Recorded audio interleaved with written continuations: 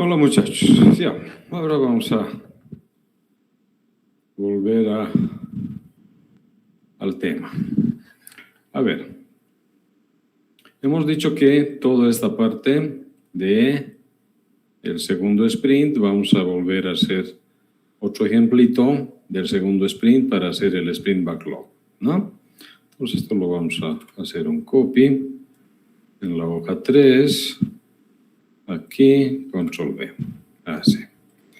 Entonces acá le vamos a colocar otro nombrecito, le vamos a dar el sprint 2 y le podemos poner como nombre. Si se fijan, todo es Cardex, ¿no? Todo es Cardex. Entonces le vamos a poner Cardex de mascotas.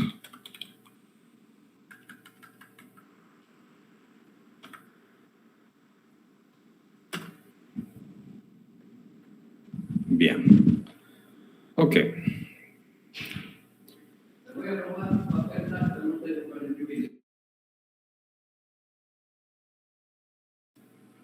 Ya, entonces lo que vamos a ir viendo es aquí, vamos a insertarle unas cuantas filas para ir registrando las tareas que vamos a hacer en el Cardex de mascotas. Luego, bien. A ver, ¿cómo nos imaginamos nuestro Cardex de mascotas? Nos vamos a imaginar para eso vamos a utilizar una herramientita que es una herramienta para hacer mockups, para hacer prototipos, pantallitas, pero cuando se reúnen entre los desarrolladores, normalmente lo que se usa es la pizarra, una pizarra normal, común y corriente, para ir dibujando ahí cómo queremos que sea el programa, ¿ya? Entonces, de actualizar libreta o Cardex de mascotas, vamos a hacer uso de una herramienta que se llama Balsamiq, que ya lo tienen en su pantalla, ¿no? Que es el Balsamiq. El Balsamiq es una herramienta para hacer prototipos, para hacer mockups. Es una excelente herramienta, sumamente sencillita. Y lo lindo de esta herramienta es que no necesita internet, o sea, lo pueden... no necesita incluso instalador, es crear una carpeta, lo configuras, o sea, lo activas el ejecutable y listo. Y es una herramienta que está hecho creo que en los Países Bajos, en Bélgica, Holanda, uno de los países. Por ahí, ¿no? Uno de los países que está hecho, no está hecho por ingleses. Y es sumamente sencillo, ¿no? Tremendamente sencillo. Entonces vamos a imaginarnos nosotros cómo queremos que sea nuestro programa. Entonces aquí yo voy a utilizar este mockup donde vamos a colocar actualizar Cardex de mascotas. Listo. Podemos darle un tamaño más grande también. Así. ¿Ya? Luego. Bien. Yo me imagino cómo quisiera el Cardex de mascotas. El Cardex de mascotas, si quisiéramos, digamos, por el número de Cardex de mascota, podría ser, ¿no? O sea, cada libretita de las mascotas, cada libreta que les dan en la veterinaria tiene un numerito, le pueden dar un numerito. Entonces yo puedo colocar, digamos, aquí número de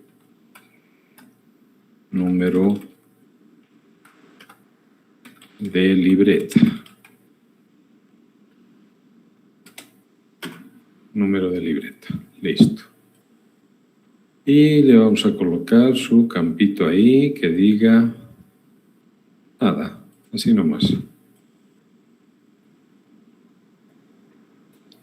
Pero puede ser que las personas lo hagan perder su libreta.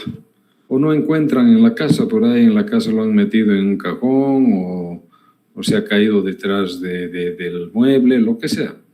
Entonces yo voy a necesitar aquí un buscador. Entonces vamos a colocar un buscador. Ahora, este buscador, ¿por qué va a ser? O sea, ¿cuál va a ser el criterio de búsqueda? ¿El nombre de la mascota?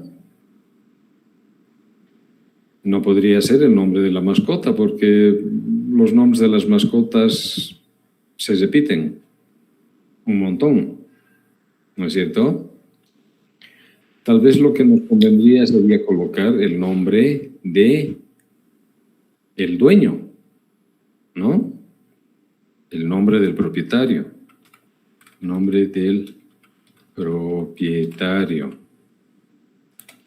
De tal manera de que yo pueda, digamos, colocar el nombre del propietario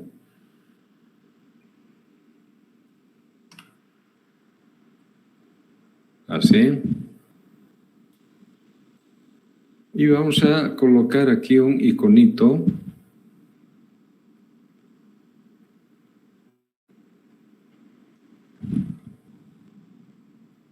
Un iconito para buscar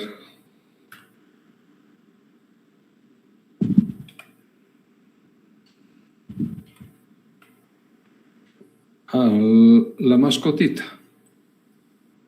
Entonces, eso le vamos a hacer un mediano. Le vamos a decir que tenga su bordecito. Y para colocar ahí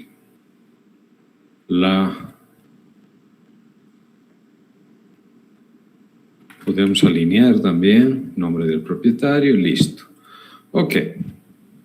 También podemos colocar una grilla. ¿Para qué? Para que una vez que yo busque me muestre aquí abajito todas las mascotas de esa persona. ¿Ya?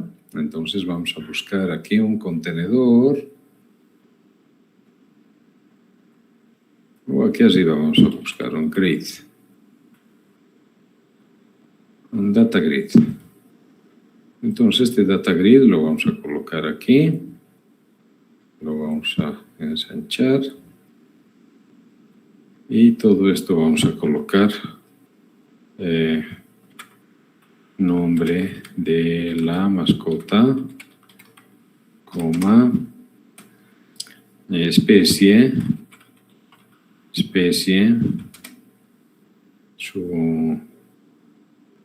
podemos colocar su raza, su edad.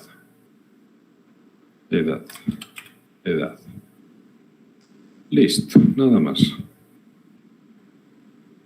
Ok. Ya me lo ha creado la grilla.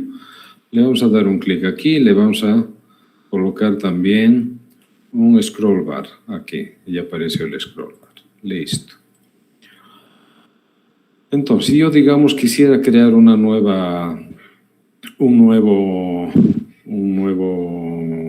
libreta, le vamos a colocar este iconito aquí, que diga nuevo, o nueva libreta, o sí, nueva libreta, o nueva mascota, como quieran, y le vamos a poner ahí un iconito de new,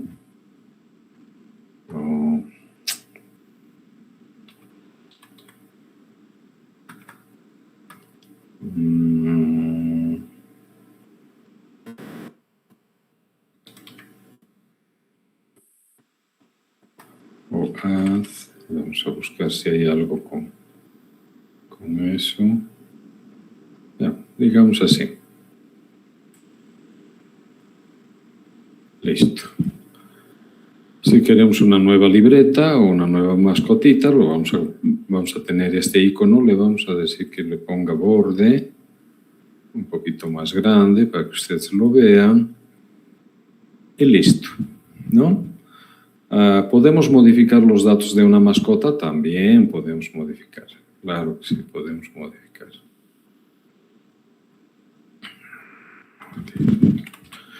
En nuestra terminología podemos decir modificar o editar también. Cualquiera de los dos sirve, vale. ¿Ya? Entonces vamos a decir edit. De repente queremos editar este. Y le vamos a poner ahí, le vamos a dar un show border, así. ¿Podemos eliminar a una mascota? No se puede, ¿no? Porque si ya estás registrado, quiere decir que esa mascota estaba ahí, en la veterinaria, no podemos eliminar. ¿Podríamos imprimir el Cardex de una mascota? Sí, podríamos imprimir, ¿no? Para saber todas las cosas que se le ha hecho a la mascotita. Imprimir, por ejemplo. Esto lo vamos a alinear. Así. Y este le vamos a decir imprimir. Vamos a buscar aquí un iconito de print. Y le vamos a dar ahí, imprimir. Así. Le vamos a dar su show border.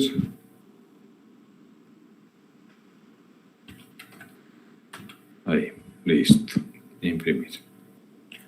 ¿No? Entonces nos va a permitir imprimir también los datos de la mascota.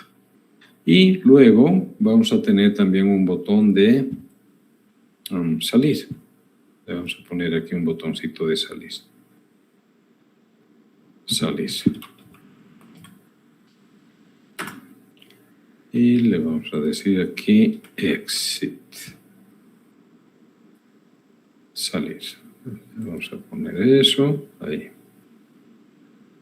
Show border.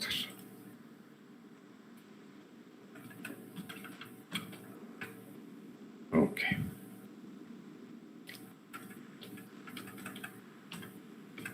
Ahí está. Ahora sí todo está alineadito. Entonces esta herramienta nos permite de una manera muy simple hacer el prototipo. Pues ya sabemos qué cosa queremos que haga nuestro programa. Primero nos va a permitir adicionar una nueva libreta, crear una nueva mascotita, buscando ya sea buscar por su libreta o por el propietario, visualizar aquí por propietario, donde nos va a mostrar de ese propietario todas las mascotas que haya tenido. Y de ahí nosotros vamos a seleccionar si queremos modificar algún dato o imprimir también. A ver, ok. Luego,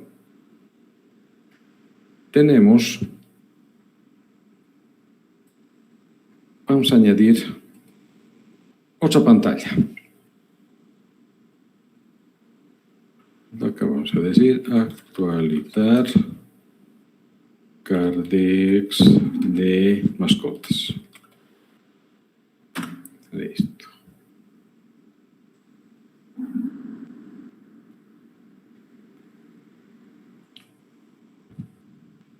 Entonces acá en esta parte nosotros vamos a tener todos los datos de la mascota, todos los datos, su nombre, su raza, su especie, color, edad, sexo, etcétera, etcétera. Entonces en toda esta parte vamos a tener, digamos, un montón de datos acá, ¿no? Todo esto va a estar puro datos de la mascota.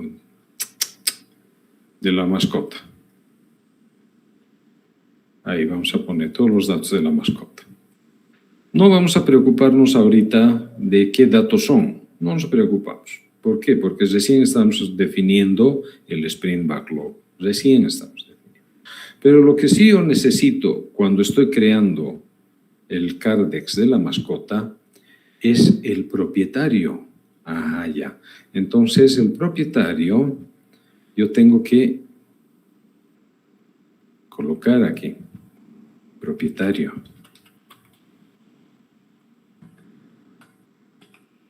Propietario. Entonces acá en el propietario yo voy a poder seleccionar o indicar el nombre del propietario. el nombre de la persona. Pero también a esto yo lo puedo buscar. ¿Por qué? Porque puede ser que ese dato de ese propietario ya exista, ¿no es cierto? Entonces, de aquí lo que voy a hacer es Control C y nos venimos aquí y le digo Control V.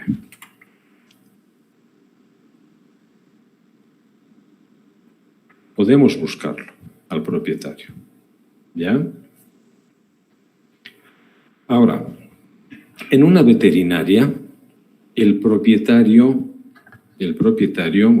puede ser una persona, normalmente es una persona, ¿no es cierto? Digamos, si tú tienes tu gato y vas a la veterinaria, como propietario van a anotar tus datos como persona, pero puede ser el nombre de una institución. Por ejemplo, aquí en San Simón han visto que hay perros por todo lado y esos perros son de la universidad. No tienen un nombre de una persona. Entonces, todos esos perros están registrados como propietario Universidad Mayor de San Simón. ¿Se ubican? ¿No? Entonces, si digamos hay una fábrica donde hay varios perros, hay varios perritos, entonces no ponen el nombre de una persona, sino de la fábrica. ¿Ya? Entonces, el propietario no necesariamente es una persona. Puede ser una institución, puede ser una fábrica, una empresa también puede ser. Entonces, cuando yo registre eso y yo indique quién es el propietario, recién voy a poder aquí guardar, ¿no? Bueno, guardar los datos de ese propietario, ¿ya? Shape. Así, guardar. ¿Ya? Entonces, si se fijan, yo le estoy viendo aquí, estoy diseñando la funcionalidad, cómo quiero que sea el programa. ¿Cómo quiero que sea el programa? ¿Qué opciones va a tener el programa? ¿Qué funcionalidades va a tener el programa? ¿Ya? Entonces, eso es lo que yo tengo que decir aquí, en el Sprint Backlog. Entonces, aquí en actualizar libreta o Cardex de mascotas, vamos a decir, por ejemplo, buscador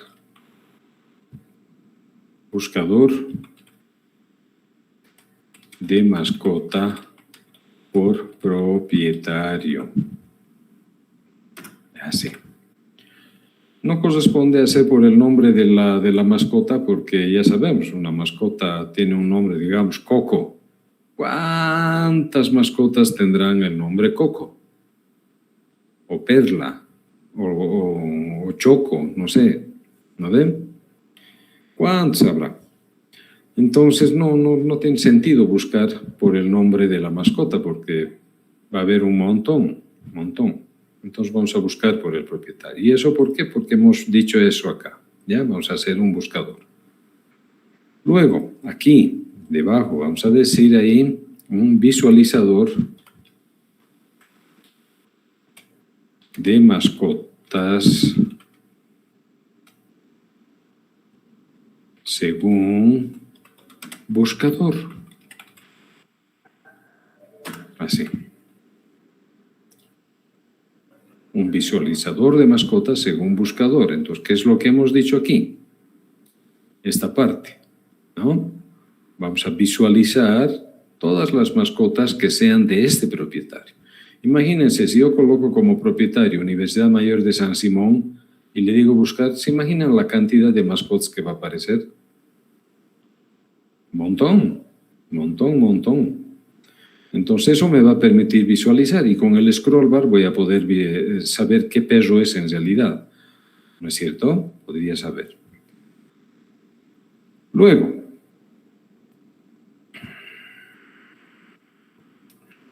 vamos a poder adicionar una nueva mascota. Adicionar nueva mascota. O mejor dicho, le vamos a decir adicionar nueva libreta o Cardex de mascota. Así, mejor.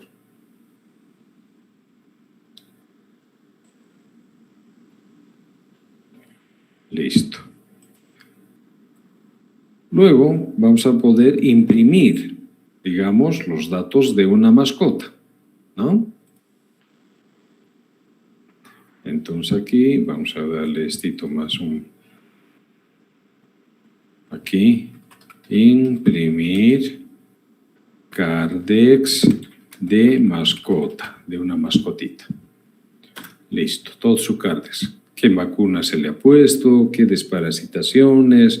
¿Qué cosas se le ha hecho? Cirugías, bla, bla, bla. Todo eso vamos a imprimir ahí. Ok. Ahora, si nos pasamos a la otra pantalla, aquí yo voy a poder asignar o registrar el dato del propietario asociado a esa mascota. Entonces, yo que voy a colocar aquí, registrar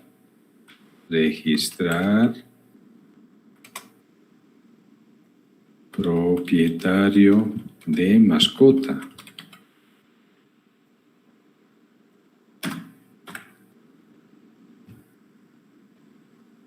Pero hemos dicho que ese propietario puede ser que ya exista de otra mascota.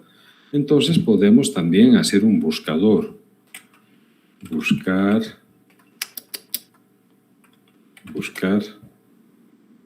propietario ya existente. Así. Por ejemplo. Listo. Entonces, ¿se dan cuenta? Yo voy dibujando, voy haciendo un dibujito así a mano alzada, si quieren, sobre cómo quiero que sea mi programa, qué datos quiero que tenga, ¿no? Ahora, obviamente aquí abajo yo puedo tener varios datos del propietario, ¿no? Su dirección, su teléfono, qué sé yo, qué datos necesito, ¿no? Porque a veces ustedes, por ejemplo, en las veterinarias, como propietario le ponen a la hijita, ¿no? De repente su mascotita de la chiquita o de tu hermanita, digamos, de la menor, de la más chiquitita. Entonces le ponen como nombre de propietario el nombre de la personita, ¿no? De la niña. Se puede poner, pero como referencia vamos a tener que colocar aquí en datos del propietario los datos de la mamá o del papá o de alguien, ¿no? El teléfono, la dirección, etc. Pero como propietario puede ser el nombre de una chiquita o de un chiquito, ¿ya? Entonces, esa es un poco la característica. Entonces, eso es lo que vamos a poder hacer aquí como tareas específicas. ¿Qué vamos a hacer? ¿No? Vamos a hacer un buscador de mascotas por propietario, un visualizador de mascotas según el buscador. Vamos a adicionar una nueva libreta o Cardex de mascota. Vamos a poder imprimir el Cardex de mascota. Aquí me falta. Insertar. Vamos a poder modificar. Modificar datos de libreta. Así. Por ejemplo, si se ha cambiado de casa o han cambiado el teléfono, lo que sea, podemos modificar. ¿No ven? Listo. Entonces, ¿se dan cuenta? Para que ustedes definan qué tareas van a hacer de un requerimiento, tienen que imaginarse qué opciones va a tener ese programa, ¿ya? ¿Qué opciones va a tener? Y una vez que ustedes definan de cada uno de estos requerimientos, se va definiendo sus requerimientos, nosotros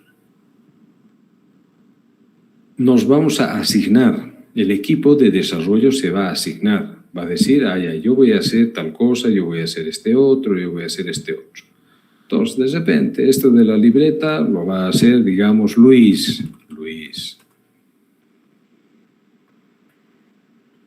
Control C, Control B. Esto también lo va a hacer Luis. Este también Luis. Esto lo va a hacer, digamos, Ana. Así, Ana. ¿Ya? Y así, de cada una de las cosas vamos a ir definiendo sus tareas. Hay que definir las tareas. El secreto de todo esto es que ustedes se imaginen, dibujen en papel, en una pizarra, qué cosas quieren que tenga ese programa, qué cosas quiero que haga ese programa. ¿Ya? Y en función a eso, o sea, qué cosas quiero que ese programita haga, qué funciones va a tener o qué opciones va a tener, ¿ya? Que va a permitir hacer ese programa. Y eso es lo que lo vamos a registrar como tareas, aquí como tareas. Entonces, no es complicado. Aquí la complicación radica más en visualizar, en imaginarse qué cosas va a tener ese programa, cómo voy a hacer ese programa. ¿Ya? Entonces, eso es lo más importante. Y después recién empiezan a escribir qué cosa quieren hacer, ¿no? Luego, cada uno de las personas se va a ir asignando como responsable las tareas. Las tareas.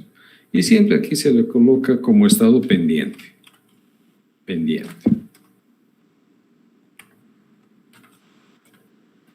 Pendiente. Y hacemos una estimación de esfuerzo. ¿Quién hace la estimación de esfuerzo? Es, en este caso, el responsable, Luis. Luis dice, voy a hacer un buscador. ¿Qué tiempo me toma hacer eso? 8 horas. Ya. Para visualizar eso, de repente unas 4 horitas. Adicionar una nueva libreta, 8. No, de repente esto me toma un poquito más. ¿Por qué? Porque hay que hacer varias cositas. 16. Para modificar, 8. A Anita le digo, ¿cuánto tiempo vas a tardar en hacer? De repente dice Anita, unas 16 horas. ¿Ya? Para registrar los datos del propietario no es complicado. ¿Por qué? Porque aquí hay un programa, fíjense aquí abajo, dice actualizar datos de propietarios, esa parte. Esta es una especie de buscador nomás. ¿No es cierto? Entonces, le vamos a hacer 4. Ahora, si se fijan, cuando nosotros hacemos esta estimación, es así bien a grosso modo. No tiene que ser una cosa así bien precisa. No interesa que sea precisa. Pueden poner 8, o pueden poner 10, o pueden poner 12. Tampoco van a exagerar, ¿no? Por ejemplo, para hacer un visualizador yo estoy diciendo 8 horas, o sea, un día. No es difícil. Puedo hacerlo en 8 horas, incluso en menos. Pero que yo ponga aquí, digamos, más de 16 horas, o sea, más de 2 días para hacer una cosita es ridículo, ¿no? O sea, tiene que ser algo coherente, ¿ya?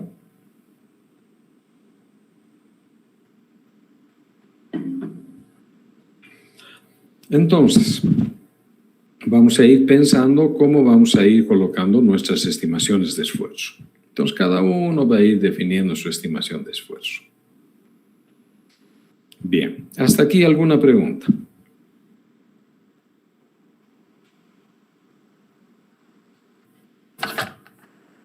¿Nada? ¿Está todo ok? Vamos a seguir haciendo ejemplos de esto. O sea, no es que ya no vamos a volver a ver esto. Vamos a volver a hacer ejemplos, pero esta vez con la planilla de seguimiento, o sea, con la parte que le falta aquí atrás. ¿Ya? Vamos a volver a hacer. Entonces, no es que ya no vamos a ver nada más de esto. Lo que me gustaría ahora, esto lo voy a grabar, todo lo que estoy haciendo, todo, incluso del mockup, todo eso, lo voy a compartir aquí en el Classroom. ¿Ya? Así que no se preocupen de que si no lo voy a poner, lo voy a compartir. Lo que ahora me gustaría es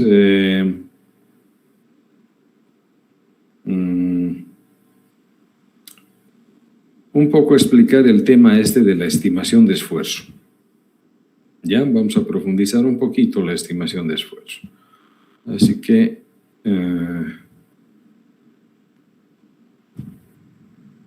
vamos a dejar de compartir un ratito y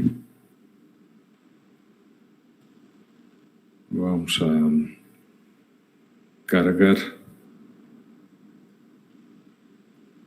lo otro. Espérame un segundito.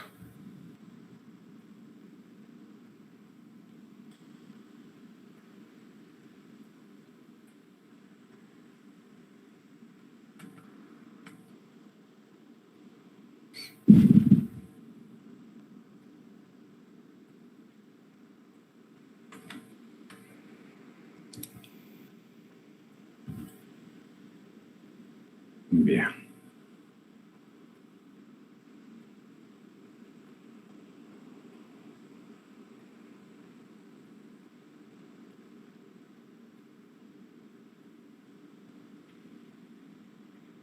Ok, vamos a compartir la pantalla.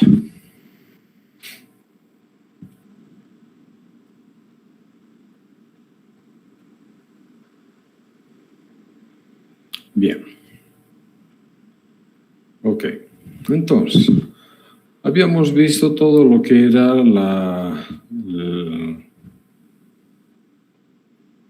el Sprint Backlog, ¿no? Esto hemos visto. Aquí hay un ejemplo que después lo vamos a ver, que es para un sistema hotelero, ¿no? Para un hotel. El otro elemento que es imprescindible en cualquier metodología Scrum es el famoso incremento, el incremento. ¿Ya? ¿Qué es el incremento? El incremento es la parte de producto o el resultado de un sprint. Ya es lo que hemos desarrollado en un sprint. De todas las tareas y los requerimientos que hemos hecho en un sprint, lo que ya está implementado, totalmente depurado, probado, eso es el incremento. ¿Ya? Entonces, es todo aquello que está terminado y operativo, es decir, en condiciones de ser entregado al cliente. No es un prototipo, o un incremento, un prototipo o un módulo, un submódulo que esté pendiente de desarrollo, ¿ya? Para considerarse un incremento, tiene que estar terminado. Ese sprint tiene que estar terminado, no tiene que faltar nada, ¿ya? Luego, vamos a ver ahora lo que es el cálculo de la estimación de esfuerzo. En el cálculo de estimación de esfuerzo es pues una de las principales dificultades que se tiene en Scrum, ¿no? La estimación de esfuerzo o esfuerzo de desarrollo, ya sea para el Product Backlog como para el Sprint Backlog, es lo más complicado porque depende del lenguaje en qué vas a hacer, ¿no?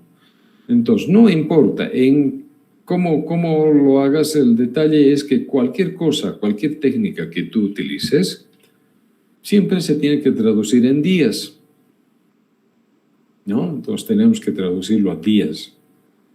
Existen varios métodos para hacer la estimación de esfuerzo.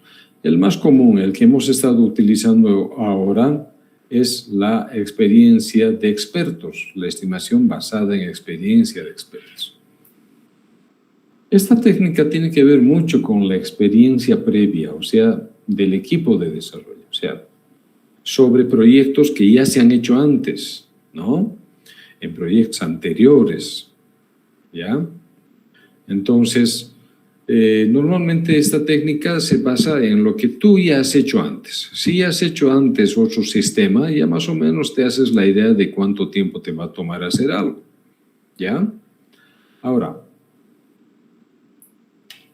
¿qué cosas es importante para la estimación de esfuerzo? Se toma en cuenta las características de la plataforma de desarrollo, lenguaje, framework, ¿ya? Porque cada uno de estos tiene su propia métrica de desarrollo. Entonces, las métricas de desarrollo varían dependiendo del lenguaje, ¿ya? Para lo que hemos dicho, el Product Backlog, para el Product Backlog se hace la estimación en días hombre, ya como unidad, en días, ¿no? Considerando 5 días de la semana, o sea, 20 días mes, así. ¿Ya? Entonces, de lunes a viernes y considerando 4 semanas como semanas del mes, 20 días. ¿Ya? Esa es la estimación o que lo que se fija en la estimación en días hombre. En cambio, para las tareas del Sprint Backlog, la estimación de esfuerzo se hace en horas hombre. Es decir, considerando 8 horas diarias, sin interrupción. 8 horas diarias. ¿Ya? Ahora, este tiempo que tú vas a darle a una tarea, cuando tú defines una tarea y le vas a asignar un tiempo, ese tiempo contempla análisis, diseño, programación y pruebas. O sea, no solamente es el tiempo de codificación, ¿ya? No es solo el tiempo de codificación. También implica el análisis, diseño, programación y pruebas. Pues estos elementos o fases de ese programa contemplan, ¿no?, las 4 etapas: análisis, diseño, programación y pruebas. ¿Ok? Bien, a ver, un segundito.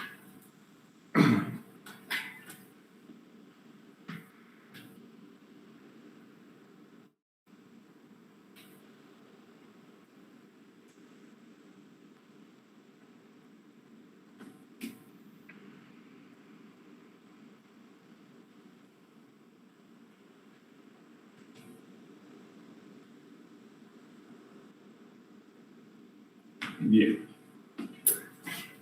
Para hacer la estimación del esfuerzo, normalmente se hace digamos, se discute entre todos los miembros del equipo. ¿Ya? Todos los miembros del equipo analizan las características, el alcance, la funcionalidad, y de acuerdo a eso se estima el tiempo necesario para completar el requerimiento. ¿Ya? Entonces, ese valor que hemos puesto en Excel es el resultado del consenso. O sea, no se puede poner cualquier cosa de manera desordenada, digamos, ¿no? Bien. Ahora, eso es lo que hacemos normalmente. La mayoría de los proyectos se hace esa estimación.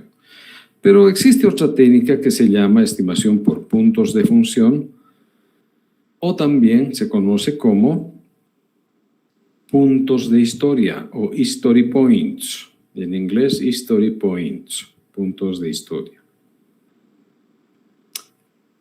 ¿Qué son? ¿Por qué se inventaron esto de los puntos de historia? Precisamente para no entrar en ese conflicto de que las horas son muy precisas, es demasiado exacto. Es demasiado preciso decir voy a hacer en 4 horas, voy a hacer en 12 horas, voy a hacer en 10 horas. O sea, ese nivel de precisión de que vas a hacer algo en ese tiempo, en la vida real es bien difícil. ¿Por qué? Porque puede ser que te tome un poco más, puede ser que toque un poco menos. Y no por eso vas a tener conflicto. Entonces, se ha inventado esta nueva forma que son los puntos de función o history points. Ahora, ¿qué es un history point o puntos de historia? Un punto de historia es el tiempo que un programador necesita para implementar una funcionalidad en promedio. Por ejemplo, ¿qué tiempo te toma programar la adición? ¿Qué tiempo te toma programar la modificación o la eliminación? Cada uno de esos puntos de referencia dependen de qué tiempo tú le vas a asignar. Entonces, eso también depende de la organización, es algo que la organización define. O sea, no es una cosa estándar, universal. Para una empresa que desarrolla en Java, digamos, en Java, un story point fácilmente puede ser equivalente a 16 horas. Un story point que desarrollan en Java puede ser a 16 horas, es decir, 2 días. ¿Ya?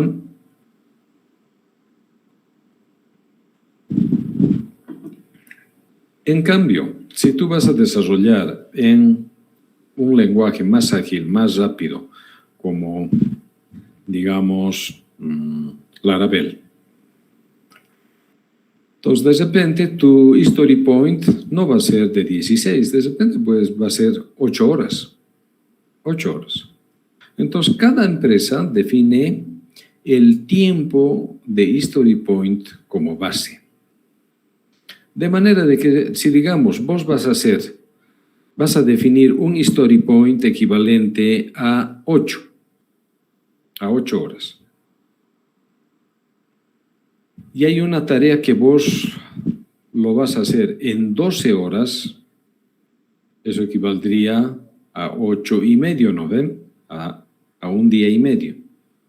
Pero como has dicho que vas a utilizar los story points, vos dices, un story point equivale a un día allá. Entonces, como es un día y medio, no puedes poner story point y medio. No puedes, un story point y medio. No, directo, lo redondeas o lo haces crecer a 2 story points. Entonces, si vos, digamos, en horas lo vas a hacer en 12 horas, en story points equivaldría a 2 story points, tomando en cuenta que cada story point es de 8 horas. ¿Ya? Entonces, ¿qué nos ayuda a eso? A no estarnos complicando la vida con eso de las horas, de que todo tiene que ser muy preciso, muy exacto. Eso no, a los gringos no les gusta eso. Para nada.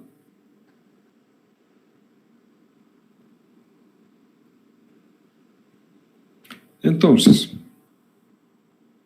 estos story points también se toman en cuenta el número de miembros del equipo de desarrollo. En todo momento uno tiene que estar bien consciente de cuántas personas están programando, desarrollando. ¿Ya? Bien.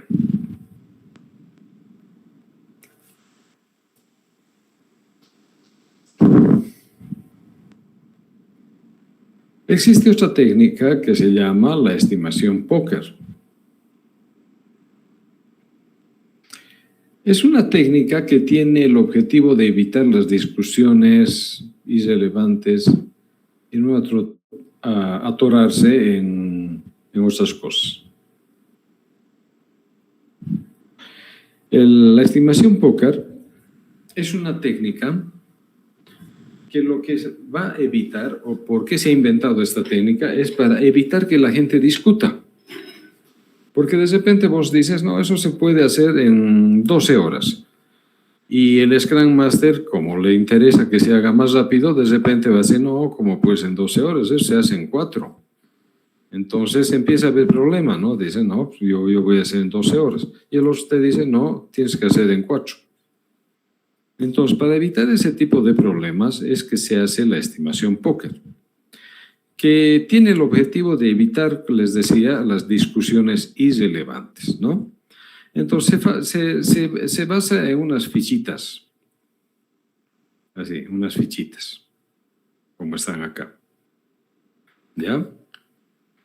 Normalmente estas fichas están orientadas a los story points, no a horas.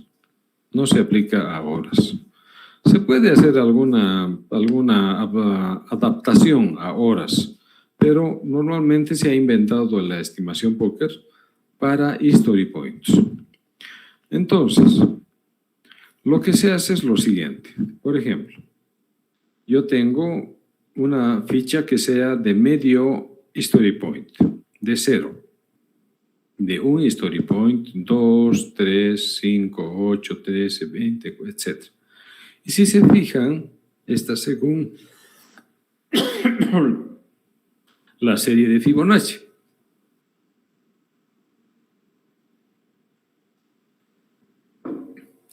Aquí yo tengo 1 y 2, son 3. 3 y 2 son 5. 5 y 3 son 8.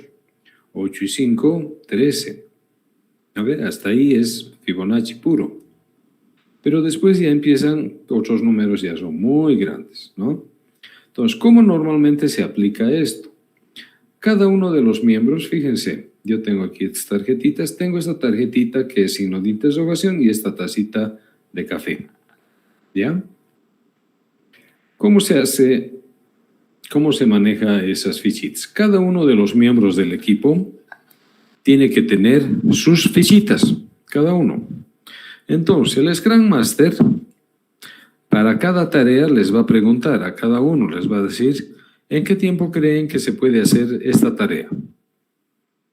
Entonces, cada uno de sus fichitas busca la tarea, la fichita que crea que va a ser ese tiempo. Entonces, agarra la fichita y lo pone sobre la mesa. Entonces, de entre todos los miembros del equipo, la ficha que es más repetida, la que se repite más, esa es la ficha que se va a colocar como estimación de esfuerzo. Entonces, ahí no hay discusión, ¿ya? Entonces, al mismo tiempo tienen que dar la vuelta. Entonces, de esa manera, obligamos a que cada miembro del equipo piense por sí mismo en lugar de dejarse influenciar por otra persona, ¿no? Si hay mucha discrepancia entre dos estimaciones, digamos, el equipo discute por las diferencias y trata de construir una imagen de lo que se tiene que hacer en el trabajo. Puede hacer algún tipo de división en tareas también, ¿no? Y esto se repite hasta que todos estén de acuerdo, ¿ya? Ahora, lo que sí es importante es que cada uno de los miembros del equipo recuerden que se debe estimar el total del tiempo necesario considerando análisis, diseño, programación y pruebas, ¿ya?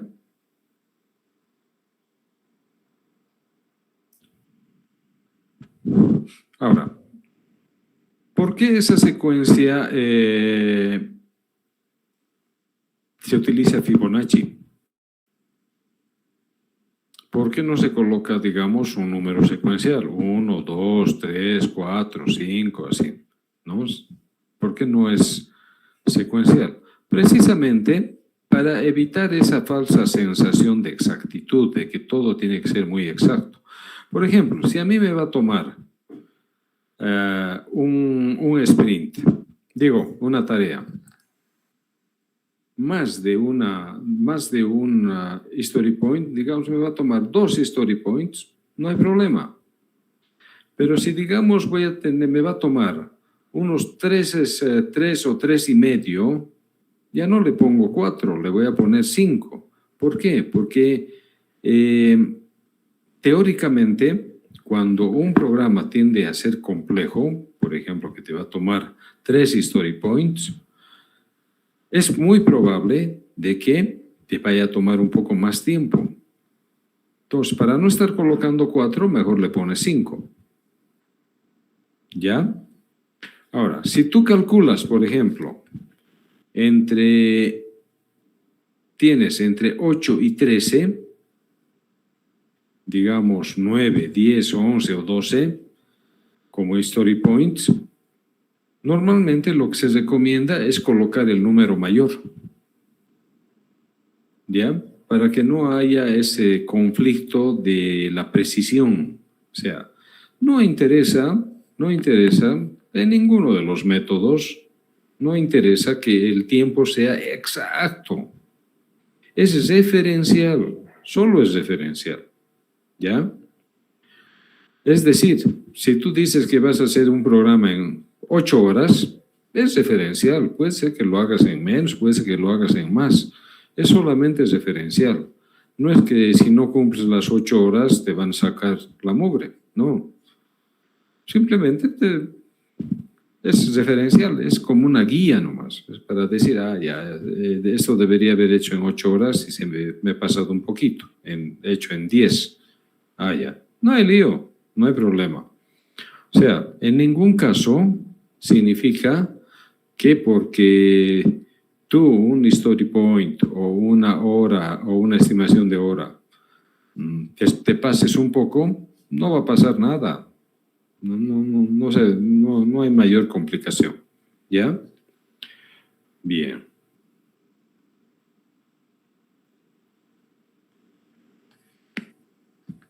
Entonces, puede haber requerimientos que tomen mucho tiempo. Entonces, hacer una estimación es bien difícil, ¿no? Es bien difícil. Entonces, lo que normalmente podemos hacer, y a veces es una posibilidad, digamos, que tenemos nosotros cuando queremos hacer una estimación y de repente ese programa puede ser muy complejo, muy grande. Entonces le vamos a poner una estimación también grande, ¿no? Que después en el camino lo podemos ir separando en tareas más específicas, más chiquititas, de manera de que de cada tarea nosotros podamos hacer una estimación un tanto más precisa. ¿Ya? Bien, ahora si recordamos, aquí tenemos estas fichas. 0, el signo de interrogación y la tacita de café. ¿Qué significan esos? ¿No? El 0 quiere decir que esa historia ya está hecha, es decir, que alguien ya lo ha hecho y que se puede adaptar ese programa muy fácilmente y le ponemos, digamos, una estimación de medio punto, digamos, ¿no? De media historia. Cuando alguien ya ha hecho algo que otra persona de repente necesita, ¿ya? El signo de interrogación es cuando alguien saca una tarjetita de signo de interrogación, quiere decir que no tiene ni la más remota idea de nada. Es decir, no sabe de qué se trata ese programa. Entonces, cuando pasa eso, probablemente tengamos que llamar al Product Owner para que nos explique qué quiere en ese programa, en ese requerimiento, qué necesita. Entonces, el signo de interrogación nos va a permitir a nosotros preguntar. Y la tacita de café quiere decir cuando alguien ya está muy cansado, sacar una tacita de café para tomar un descanso. ¿Ya? ¿Qué es lo que vamos a hacer ahora? Entonces, esto de las estimaciones de esfuerzo es muy relativo. Solamente nos sirve como una especie de guía en el control del tiempo, para que no estemos ahí perdiendo el tiempo en un programa o en algo sin ningún sentido. ¿Ya? En cualquier caso, no existe ninguna fórmula que te diga exactamente en cuánto tiempo vos debes programar en Java tal cosa o en Python tal cosa, o no hay. Depende de la experiencia de la persona. Si tú ya has trabajado harto tiempo en Java, eres capo, entonces cualquier programa te va a ser más fácil. Entonces depende mucho de cuánto ya has usado, de tu experiencia previa, ¿no es cierto? Entonces no hay que complicarse mucho la vida con eso. ¿Ok? Bien. Vamos a entrar a ver lo que son las historias de usuario. Vamos a ver solamente la parte teórica hoy día y mañana ya vamos a hacer los ejemplos, ¿ya? Entonces, ¿qué son las historias de usuario? Las historias de usuario, en realidad una historia de usuario es un documento. Y es un documento que es vital, base de del manual técnico. ¿Ya? Entonces, las historias de usuario son descripciones de funcionalidades del software. No es suficiente que el usuario te diga, yo requiero un programa de actualizar los datos de las mascotas. No, no es suficiente. Te tiene que describir cómo. Y ese cómo está en la historia de usuario. Entonces, la historia de usuario es una descripción del cómo se va a hacer ese programa. ¿Ya? Ahora, estas historias de usuario, que tienen un nombre muy sui generis, ¿no? Que normalmente se ha traducido así muy literal de user histories. User histories. No, histories. User histories. ¿No? Con S de history. Stories. Estos user stories o historias de usuario supuestamente deben ser elaborados por los usuarios. Pero en la vida real eso no pasa, ¿no? En todo esto tenemos que tener una colaboración del equipo de desarrollo. O sea, es el equipo de desarrollo el que tiene que ayudarle al usuario haciendo ¿qué? Haciendo las entrevistas. Entonces, en las entrevistas es donde nosotros vamos a identificar cómo se hace o cómo se tiene que hacer ese programa. Ahora, estas historias pueden ser modificadas, ¿no? Las historias de usuario son una documentación base que sustenta al Scrum. O sea, no hay otra documentación que sea tan obligatoria como las historias de usuario. ¿Ya? Todas las historias de usuario están asociadas a el Product Backlog y obviamente al Sprint Backlog. ¿Ya? Se asocian de acuerdo a el identificador, al ID, al identificador del Product Backlog y del Sprint Backlog. Ahora, cada requerimiento y sus tareas deben tener al menos una historia de usuario.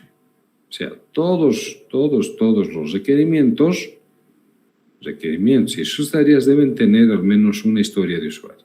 ¿Qué significa eso? Que pueden tener más.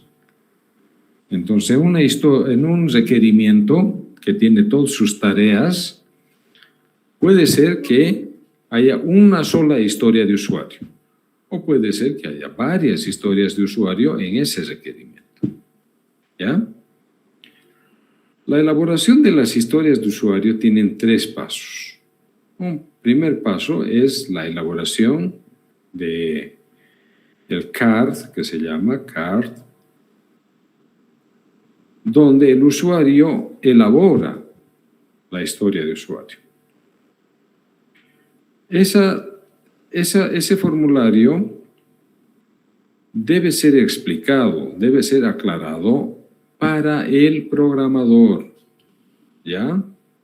Y una vez que eso está aceptado, el programador ha entendido qué es lo que tiene que hacer, hay una etapa de confirmación, donde nosotros vamos a decir cómo vamos a validar, cómo vamos a verificar que se haya hecho ese programa, que cumpla con el objetivo. ¿Ya? Bien.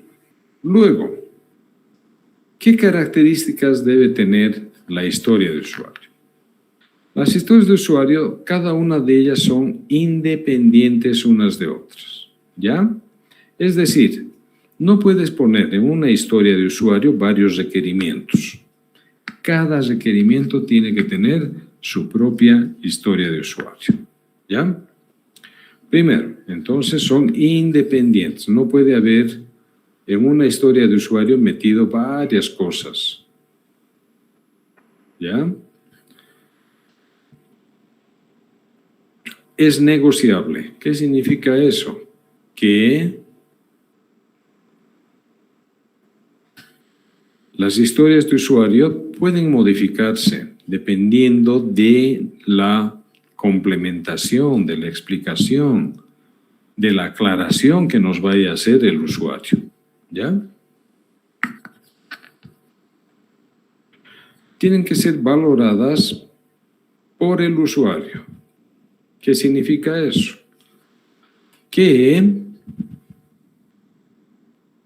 las historias de usuario tienen que tener un valor significativo para el cliente, para el usuario. O sea, no puedes vos inventarte historias de usuario de cosas que el usuario no lo va a usar, no lo va a hacer, no lo va a manejar. ¿Ya? Siguiente. Todas las historias de usuario son estimables. Es decir, nosotros podemos hacer su estimación de tiempo, ya sea su estimación de esfuerzo en horas, en días o en history points. ¿Ya? En historias de usuario. History points. Deben ser pequeñas, o sea, no. ¿A qué se refiere eso? A que deben ser precisas, bien descritas, estructuradas, lógicas, organizadas, jerárquicas, ¿ya? De manera que una historia de usuario te da bien clarito, porque en función a la historia de usuario es que el programador va a programar, va a hacer el programa. ¿Ya? Siguiente, verificables. Verificables. Es decir, que yo pueda verificar, pueda ver el proceso, cómo hace el usuario. De repente el usuario nos está mintiendo o se está inventando cosas. Entonces yo debo poder verificar. ¿Ya? Siguiente. El formato de las historias de usuario tampoco tiene un formato universal. Es un formato muy simple, ¿no? Donde nosotros vamos a tener aquí el ID del requerimiento, que lo vamos a sacar del Product Backlog o del Sprint Backlog, el título, que es la descripción del requerimiento, su estimación de esfuerzo en días, su prioridad. Todo eso también vamos a sacar del Product Backlog. El dependiente de se refiere a que si una tarea, si un proceso depende de otro proceso en orden secuencial. Por ejemplo, si yo tengo un requerimiento que dice imprimir las boletas de pago de salarios y lo coloco como primer requerimiento, eso está mal. ¿Por qué? Porque para que vos imprimas las papeletas, primero tienes que haber ingresado todos sus descuentos del empleado, todos sus bonos, sus ingresos del empleado. Y después recién puedes imprimir. ¿No es cierto? O sea, hay cierta jerarquía, cierta preponderancia de un proceso respecto a otro. Entonces, a eso se refiere el dependiente de. Y en la descripción, se hace una descripción textual. Normalmente es un texto. Y en esta descripción textual, nosotros vamos a entrar en detalle cómo se hace ese proceso. ¿Ya? Ahora, en esta descripción también podemos hacer uso de diagramas, flujogramas, diagramas, esquemas. Cualquier cosa podemos utilizar para representar, para describir un proceso. ¿Ya? Ok. Luego tenemos las pruebas de aceptación. En las pruebas de aceptación yo tengo que colocar cómo voy a probar este programa. ¿Cómo voy a probar? De manera de que yo pueda aceptar si está bien o si está mal, o qué observaciones tiene. ¿Ya? Luego tenemos en elaborado por. El elaborado por es el nombre del usuario. El nombre del usuario. ¿Quién nos está dando esa información? ¿Ya? Es el nombre del usuario. En responsable vamos a colocar el nombre del programador. ¿Quién va a programar eso? Lo que ya hemos definido en el Sprint Backlog. ¿No es cierto? La fecha de elaboración es cuando se ha elaborado esta historia de usuario. Y la versión indica qué número de versión es. Cuando nosotros corregimos una historia de usuario, no lo borramos, no lo eliminamos, le vamos a dar versión 2. Si volvemos a corregir esa historia de usuario, versión 3, y así sucesivamente. La idea es de que tengamos un histórico de las correcciones. Es lo que hace el GitLab, ¿no? El GitLab. El Git. Te va manejando versiones. Entonces, esto es igualito. O sea, te maneja versiones. ¿Ya? Entonces, esas son las características de una historia de usuario. Bien simple. El día de mañana vamos a hacer unos ejemplitos de historias de usuario y con eso esta parte de las historias de usuario estaríamos completando. ¿Ya? Vamos a quedar acá, muchachos. Inge, una preguntita. ¿Hay fecha de examen?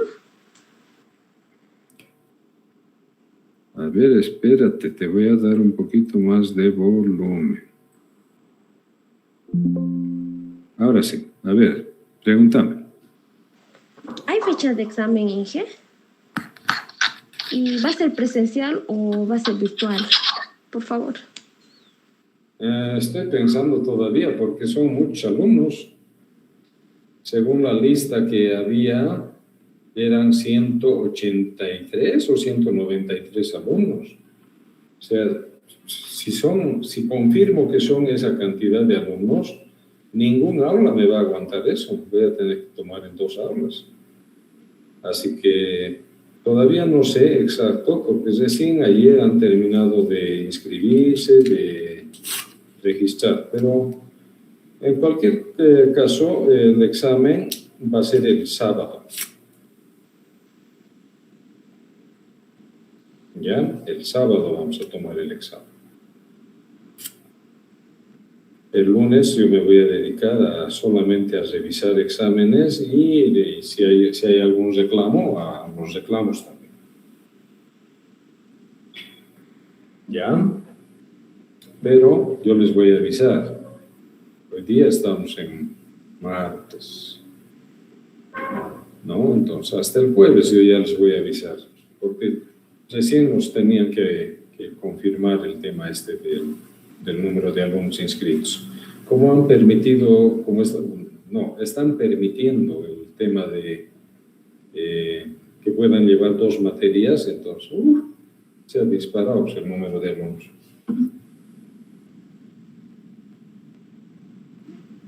Ya, Inge, está bien, pero sábado no puede ser otro día, Inge. Sábado no. ¿Por qué? Tan lindo que son los sábados. Buenas tardes, ingeniero. Disculpe, yo también quisiera acotar, si es que es posible, mover la fecha de no sábado a viernes, quizá, ingeniero, si existiera la posibilidad.